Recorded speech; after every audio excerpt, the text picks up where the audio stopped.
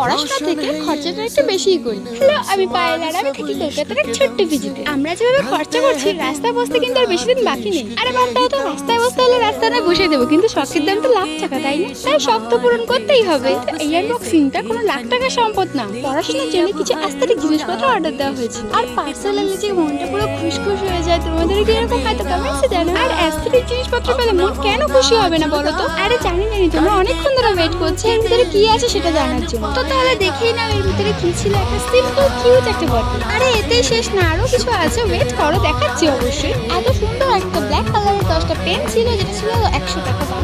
আর ছিল 6টা কিউট কালারের হাইলাইটার। চলো তোমাদের একটা একটা করে দেখিয়ে দিই এটার কালারগুলো কত সুন্দর। এইটার দামটা কত নিয়েছিল আমি ভুলে গেছি, নাহলে তোমাদের এটাও বলে দিতাম। কিন্তু এন্ডিকে আমি একটাই কথা ভাবছি যে এত কিছু খরচা করার পরও যদি আমার পড়াশোনার একটু মোটিভেশন আসতো তাহলে তো অনেক ভালোই হতো। আমার মোটিভেশনের কথা ছাড়ো, তোমরা সাবস্ক্রাইব করে যাও। বাই।